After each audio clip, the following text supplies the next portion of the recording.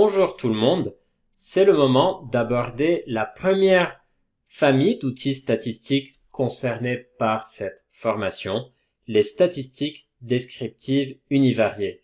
Il s'agit d'une série d'outils très utiles qui nous permettront de décrire chaque colonne ou chaque variable à part dans notre jeu de données. Je vous conseille de mettre en place ces outils systématiquement, quelle que soit votre étude statistique.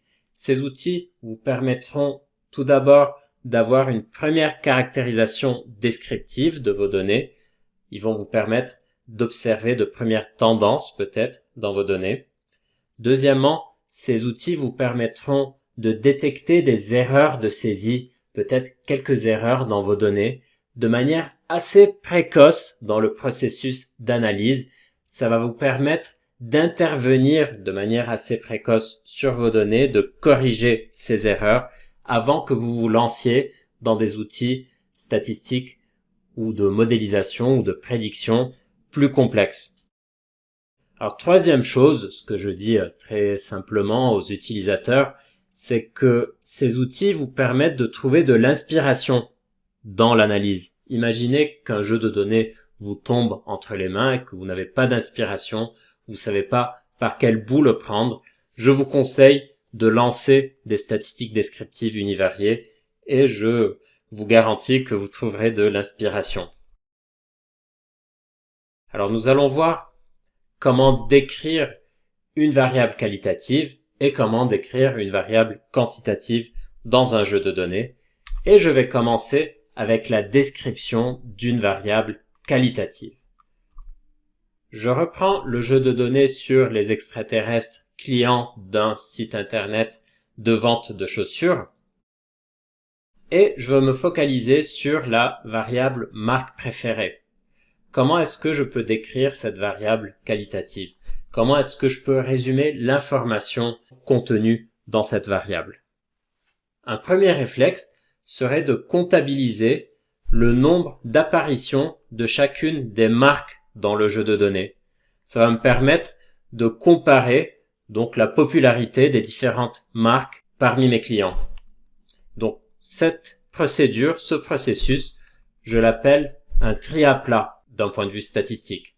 Il s'agit du nombre d'observations, de la comptabilisation du nombre d'observations par modalité, ou encore des effectifs par modalité.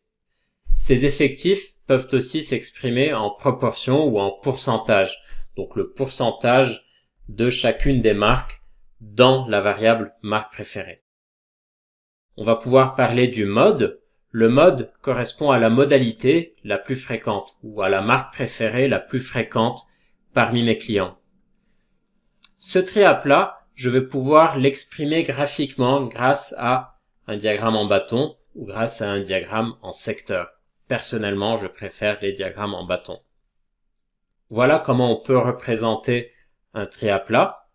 Donc si je me focalise sur cette dernière partie du tableau, regardez ici j'ai mes 4 modalités, j'ai mes 4 marques et les effectifs par marque.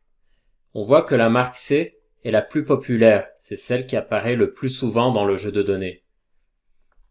Et d'ailleurs on le voit au niveau des pourcentages. Donc cette marque apparaît pour 40% des clients. Et donc cette marque préférée la plus majoritaire n'est autre que le mode d'un point de vue statistique. C'est la modalité la plus fréquente. Graphiquement, je peux représenter mon tri à plat sous forme de diagramme en bâton. Ici, mes modalités ou mes catégories apparaissent sur l'axe des abscisses. Sur l'axe des heures données, j'ai les effectifs par modalité. D'un autre côté, nous avons le diagramme en secteur, qu'on appelle aussi le diagramme en camembert, qui représente lui aussi les différentes modalités sous forme de différents secteurs qui ont différentes couleurs. Et chaque secteur, chaque section, a une surface proportionnelle à l'effectif de la modalité correspondante. Donc ici en gris, nous avons la marque C. Il s'agit du secteur ayant la surface la plus élevée. Donc on retrouve ce mode. Petit récapitulatif. Comment décrire une variable qualitative? On peut mettre en place un tri à plat. C'est le dénombrement des effectifs de chaque modalité qui peut également s'exprimer en proportion ou pourcentage. Le mode est la modalité la plus fréquente. Le tri à plat peut être représenté graphiquement grâce à un diagramme en bâton ou un diagramme en secteur. Place à présent à la description d'une variable quantitative. Vous souhaitez aller plus loin? Inscrivez-vous à ma formation gratuite et complète aux statistiques avec R que vous trouverez sur le site statistiqueformation.fr. Vous y trouverez de nombreuses ressources, dont 8 heures d'enregistrement vidéo, les PDF des présentations de mes vidéos et des dizaines de lignes de code que vous pourrez télécharger et adapter à vos propres problématiques et données. Je vous mets le lien vers la formation dans la description de la vidéo.